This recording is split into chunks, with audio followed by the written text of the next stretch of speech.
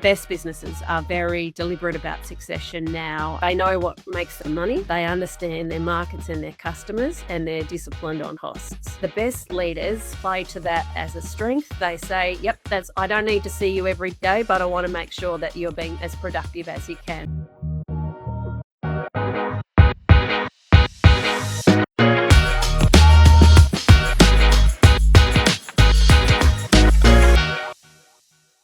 Today, we're going to chat to April Cavanagh, and we're diving into two areas that sit at the heart of Agri Talent's mission, which is leadership capability and future of the workforce in agriculture. And there's no one better to speak to that than April. So, April, I'd just love to know from your vantage point in all of your numerous board positions and your previous roles in Aussie Ag, from your vantage point, what leadership and capability gaps have you seen most often in Aussie agribusiness today? Thanks, Kel. And the great thing is that broadly, Aussie Ag is in a really good spot. So, certainly that's because of seasonal conditions, coming off 5 good years, the demand for our product, reliable food and fibre globally. So certainly it's not as a result of, massive leadership capability gaps at this point. In fact, we're probably standing on the shoulders of some really great, skills and talent in that regard in this purple patch that we're in, if you like. But so in that regard, Australian Ag for a long time has been really good at relationships, at resourcefulness and productivity. And we do that better than any other sector, doing more with less, building trust with our partners. I suppose in terms of gaps, what am I seeing across the various boards that I'm involved in?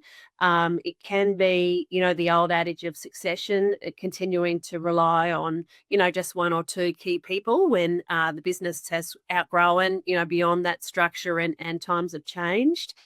And certainly I see the best businesses are very deliberate about succession now. They're spreading that knowledge, they're bringing others into the decision making, and they're staying really focused on what makes them money. So, to that end, I would say succession, and I'd also say commercial acumen, around that understanding of what's making them money, around not chasing every opportunity, but, taking the right ones for their business. And on that succession front, April, that's certainly something we see as well. In your experience, say your days back in agribusiness banking, and this might put you on the spot, but did you see people in general, as a percentage, there was more businesses that were not embracing succession planning as opposed to are? And have you noticed a shift in the last few years? Definitely, I guess, 20 years ago, Kel, it was the approach of ag was for you and me, I'm sure, get out of ag. There's no money in it.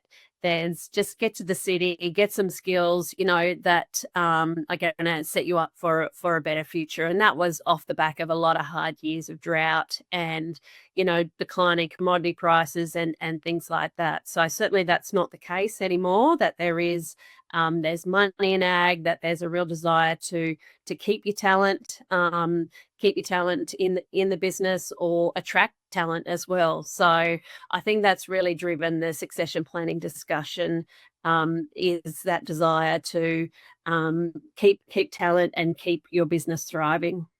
I'm keen to hear, and it's okay if you're a little bit controversial here, but if they are, in your experience as someone, dealing at that board level in some pretty large Aussie ag businesses or industry bodies, what would you, if you were put on the spot and had to describe the top 3 traits of what you consider high-performing leaders and teams in agriculture right now, what would be the 3 traits that you would come up with? Really interesting one, Kel, because I was thinking about it, and actually that hasn't changed since my days in the bank. And I was thinking, as I was recalling different, producers or growers who have been successful, that those traits have really stayed the same over time. And that is that they're crystal clear on the economics of their business.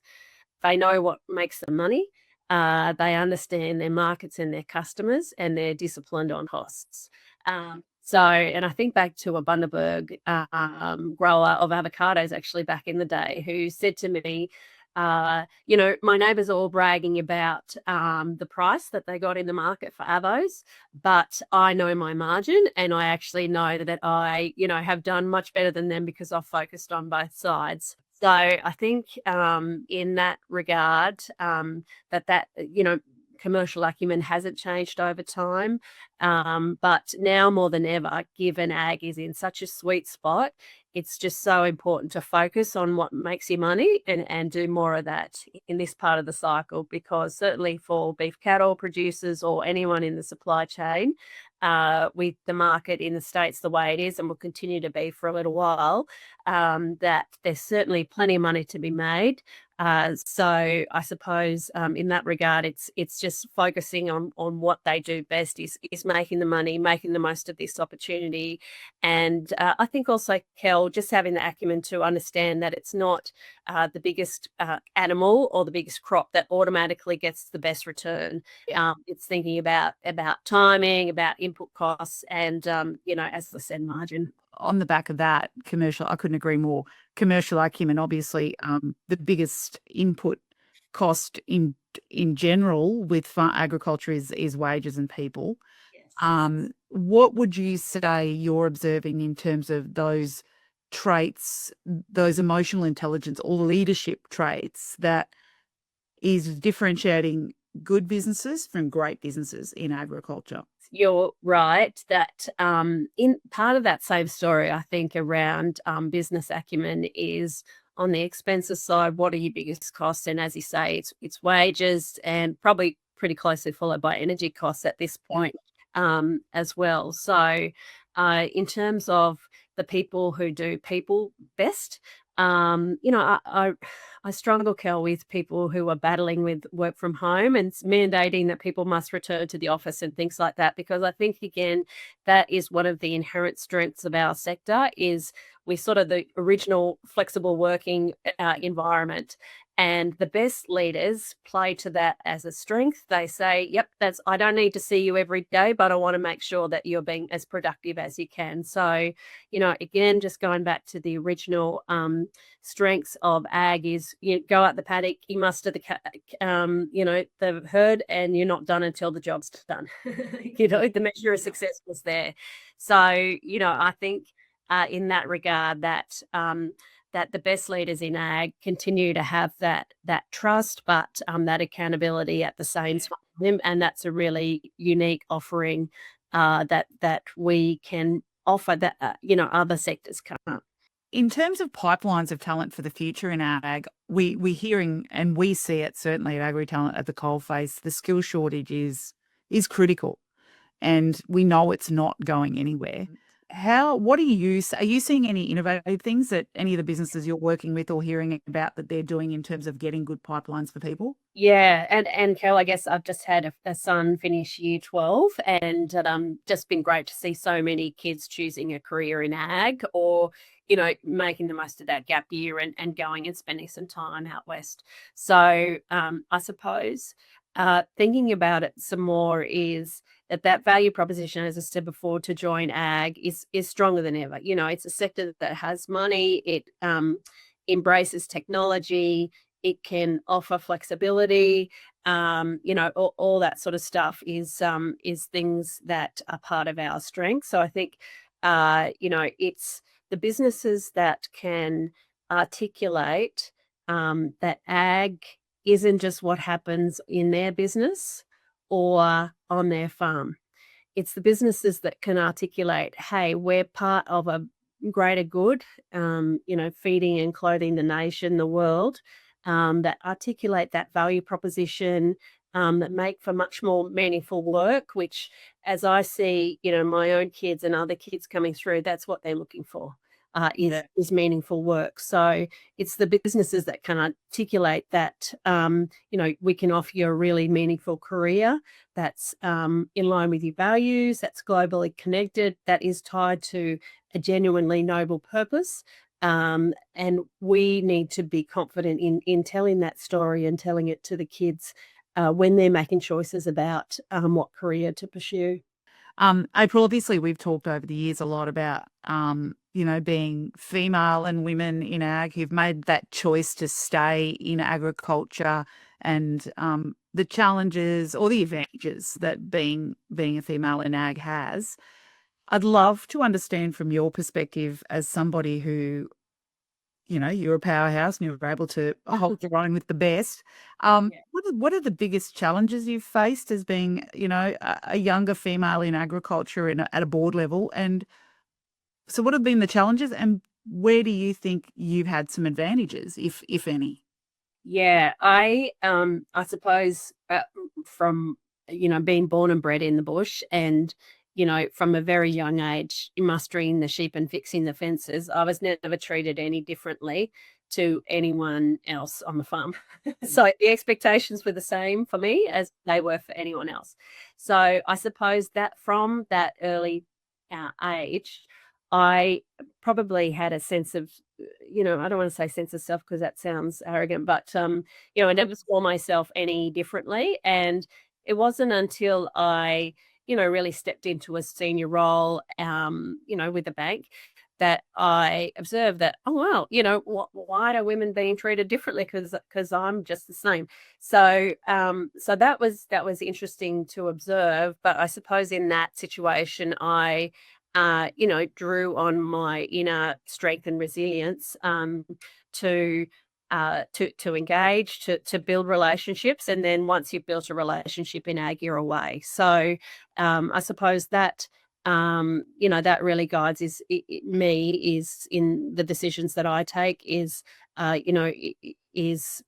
building relationships and trust, and that will inevitably help me through. On the other side of that, I suppose I do then, mentor a number of ladies who are unsure about themselves for different reasons. And in that way, I guess it's not for me to tell them what to do because they know how to do it. It's just to encourage them to take different opportunities. And I think about a lady recently who, again, exceptional businesswoman, has a great business out. Me and Dara encouraged her to take the ARLP leadership program. And I mean, I don't know why she hadn't done it, but she hadn't, and she went for it and had a great experience. I've also been mentoring an analyst at NAPCO recently. And again, she was like, oh, I really want to, take on an industry job. Okay, so we had a chat about it. She identified the Beef Week Next Generation Committee as something that she wanted to join. And after the meeting, she rang me. She said, oh my God, they're going to look for a chair. And so we put together a job application, and next minute she's the chair of that committee. So I think, Kel, it's on us to, we've both come through situations that, maybe we shouldn't have had to, or that other ladies, we wouldn't like to see other ladies. So having had those experiences, I think it's on us to then, make it easier for people who come in behind us. And in that regard, I know the lady who took over my job at Suncorp, she's certainly done that, Alicia Christensen, that, when I started in Suncorp Agribusiness, it was, 1 in 100, no, 1 in 10 ladies were female. And when I left, it was 4 in 10. And I know Alicia's gone on to improve that even more. And as a result, on the other side of the table, what we're seeing is more and more ladies engaging in bank conversations. And I vividly remember people say to me, oh, I thought, the bank Christmas party was only for the blokes or the finance conversation was only for the men. But just by having a female business partner on the other side of the table has, I know from firsthand experience, encourage other ladies to engage in, in their business. So, April, I was just wondering, from your perspective, how you've found the adoption of AI in Australian ag. Because I'm such a big fan of AI right now. Um, I think that is such an opportunity for ag, and if people aren't embracing that already, they should get right onto it. And by all means, get a subscription, which is what I've done, but just get in and play. And, in terms of board stuff, in terms of reporting, absolutely life-changing. In terms of procedures, and I know for Cotton Australia, best management practice, my BMP is a key sort of requirement of having everything documented. And, just using AI to do that is so fast. It helps with your succession so that, knowledge isn't stuck in one person's head. And, just even policy, IR, governance stuff, you don't have to necessarily ring a lawyer anymore to get advice.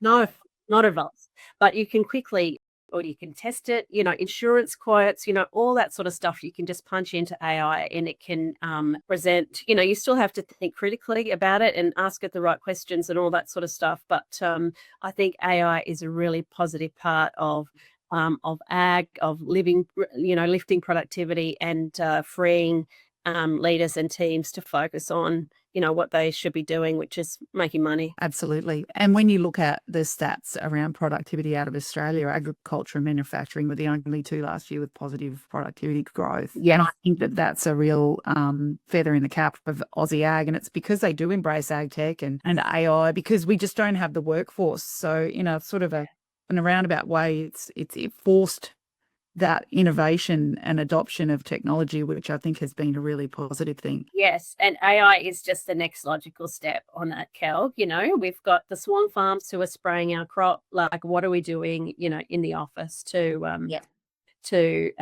support the way we think about our business in other ways? So, and what would you say, April, to those people? We see it a lot, and there's a lot of in the echo chamber of socials and all the rest, but that AI is going to take our jobs. I mean, I have a very firm response to that, but what would you say to that?